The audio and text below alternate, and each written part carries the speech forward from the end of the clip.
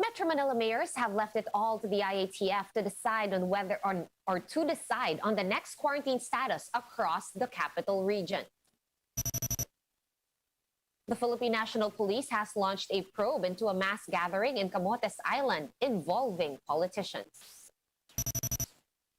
Health Secretary Francisco Duque III faces the Senate again, this time around over the agency's supposed mishandling of COVID-19 funds.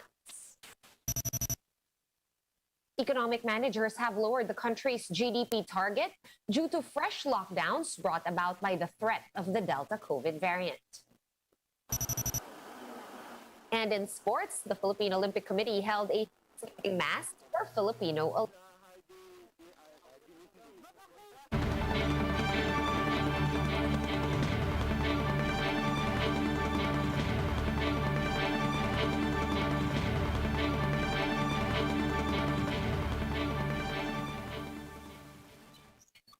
Fast, focused, and fearless. Here's a roundup of stories we're watching now. I'm Sean Yao. Metro Manila mayors are leaving it up to the IATF to decide on the next quarantine status across the capital region. For the details, Gerard de la Peña is reporting to us over the phone. Gerard, hi. How did the meeting of the NCR mayors go? Sean, the Metro Manila Council will defer to the IATF's decision on whether or not to extend the ECQ status in the region. In an online briefing, MMDA Chairman Benhur Abalos, who also sits as MMC Chairman, said the IATF has the data to be considered on the next appropriate quarantine classification. He added that they are unsure if the national government still has budget for ECQ Ayuda. Regardless of quarantine status, he said granular or localized lockdowns will be imposed. In Quezon City, at least 56 areas will be locked down due to surging COVID-19 cases. Assistance in form of food packs or cash will be shouldered by the local government. Abalos noted that while the current ECQ restrictions are more lenient than last year's, the number of critically ill patients is down due to the deployment of vaccines. More than 10 million jabs have been administered in NCR, which has some 14 million residents. Recall that mayors asked for 4 million shots to be inoculated during the ECQ period. But Abalos said these were not fully consumed due to delays in the certificates of analysis. Other factors include insufficient number of health workers and brand preference of residents. Smaller cities which are practically done vaccinating the priority groups in their area will be allowed to vaccinate non-residents to assist bigger LGUs in their vaccination drive. Sean, regardless of quarantine status, Abalos said they will continue vaccinating and testing residents. They will also request hotels to add rooms for quarantine now that more people are testing positive. Sean. Thank you so much for that update and stay safe out there. Gerard de la Peña of News 5 over the line. Thanks, Gerard. All right, and to give us a heads up on the possible recommendation of the IATF, we have special advisor to the task force, Dr. Ted Herbosa, now joining us over Zoom. Dr. Herbosa, good evening. Thanks for coming back on the show. Doc, how do you think the IATF will be deciding on this matter? Good evening, Sean, and thank you for inviting me. I agree with Chairman Benhur Abalos. There are many things we need to address. Number one is the new cases. Are the new cases continuing to increase or are they decreasing? For all intents and purposes, we've got 2 days of about 10,000 and 11,000. So I do hope that carries and continues to decline. However, our hospitals are continued to be a full house. So that means it's harder for a patient who gets sick to be admitted to a critical care bed or ICU bed. And that's a factor that can happen, that can, remember August last year, the doctors requested for a timeout for an extension of the ECQ. Whereas the other things we need to do, Sean, is that we need to increase and ramp up testing. Our daily output of about 50,000 tests per day is still way below what we expect, which is about 100 to 120,000 tests per day. And we need to keep testing to identify the positives and then isolate them and then be able to treat them. If we're able to do that, I think the localized lockdowns that was mentioned by Chairman Abalos would be effective. And also the continued ramping up of vaccination program. Vaccinating most of the adults, especially in NCR, can help us protect the individuals from going into critical or severe illness. All right. So having said all of that, Dr. Herbosa, and also based on our current data and, of course, anecdotal locally, your experiences from on the ground. Do you think we can already afford a downgrade to MECQ status? Of course, let's keep it to just medically speaking without any economic provisions. Yeah, if I speak medically, I'd go for a continued ECQ. But of course, because that will help our hospital and our health professionals be able to breathe with the increase and number of cases, new cases that are adding up in the hospitals. But of course, the IATF, which is an interagency task force, looks also at other things like the ayuda, the continued ECQ would cost money. So are we going to allow our economics to balance? So it's a balance between health and economics, and it's really a hard balancing act. It's a juggling act for our IATF members. Right, especially with all the numbers always in flux. Now, on the matter of LGUs, Dr. Herbosa, what should they do to ensure that the possible downgrade will not result in complacency? I know we ask you this all the time, but it seems better enforcement is called for. I think, enforcement is one, but I think people should also understand that at household level, we can also protect ourselves and make sure that if we behave and stay home voluntarily, if we don't need to go out, we will contribute to the decline of the transmission. Also, we know that if the LGUs continue to actually be strict in areas where there are many cases, then we can actually be able to also break transmission. Sean, we already know the things to do to break transmission. Wear a mask, wear a face shield, don't go out to places with so many people. These things are knowledge to us already. It's our first and a half year already fighting this pandemic. And then now the difference is that this time we have vaccines. That's the difference. Our first ECQ, we had no vaccines. Our second ECQ, we had no vaccines. This is our third ECQ. And now we have the vaccines. And we're having more people getting vaccinated. And it's just a matter of supplies coming on and ramping up vaccination as well in the different LGUs. Right, like you said, Dr. Herbosa, it is a balancing act. Do you think the hospitals in the capital region will be able to handle, for example, we do shift to a slightly more lenient quarantine status, like I think the next one would be MECQ.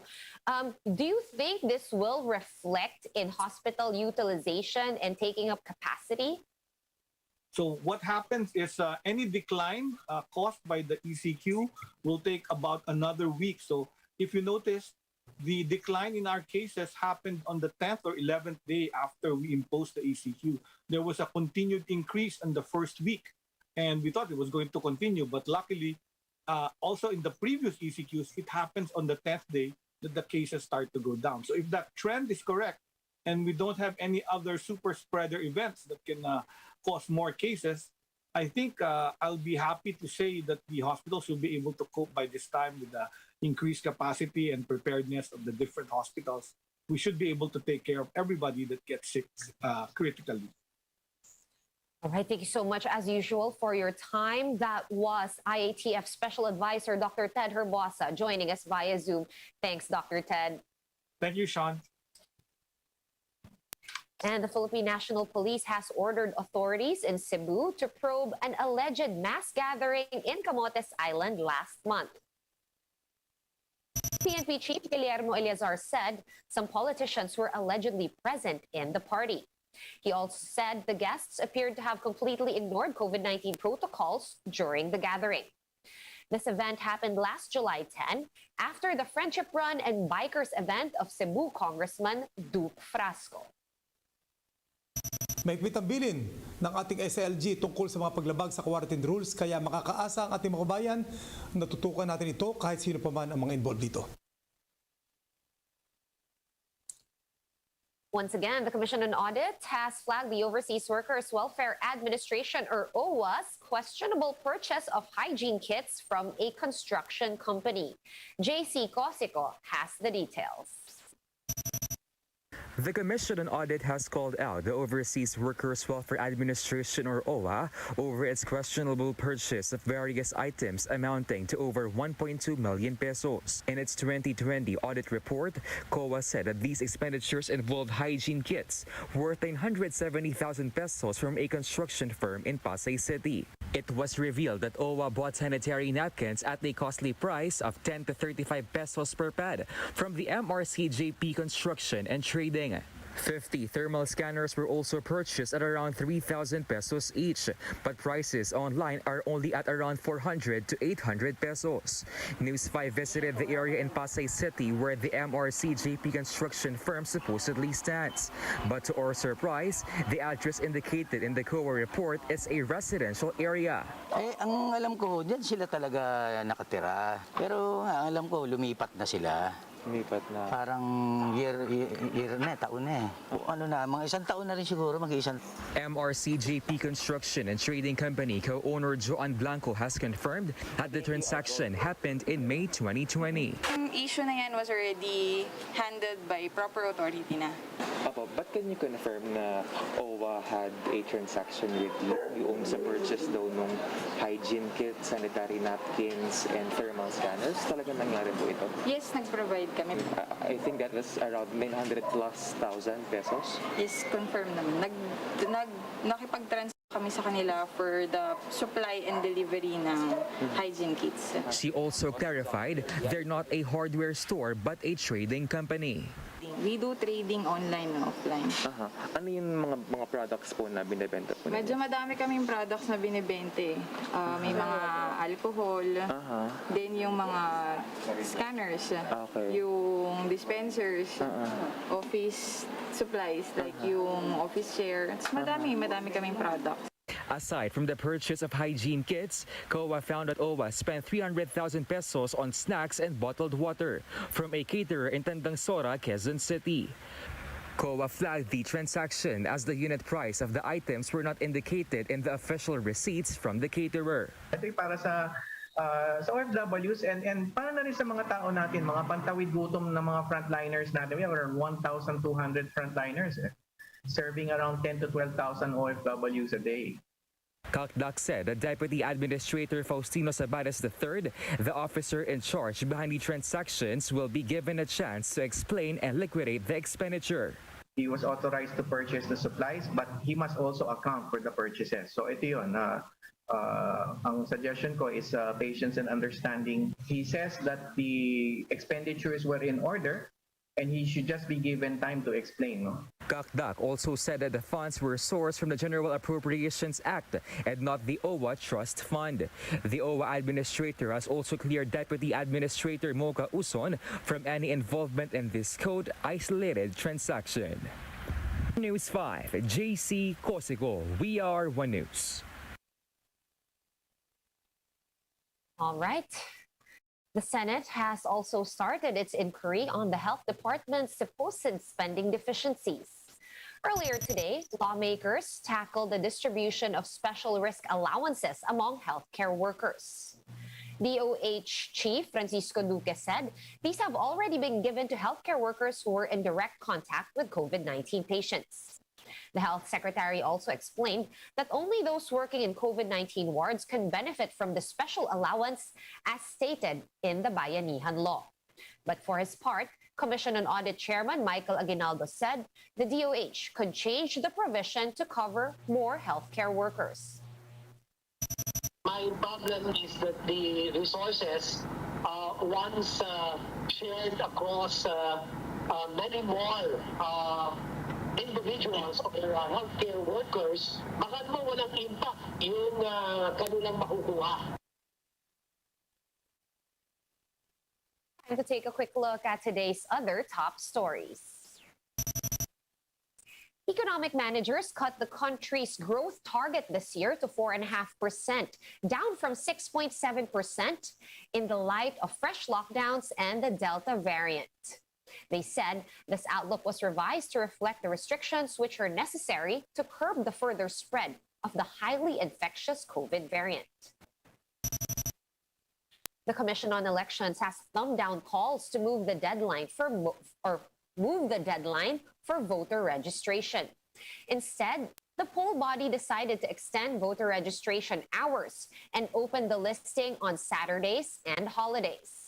COMELEC Commissioner Rowena Guanzon said registration hours will be extended until 7 p.m. on Mondays and until 5 p.m. on Saturdays.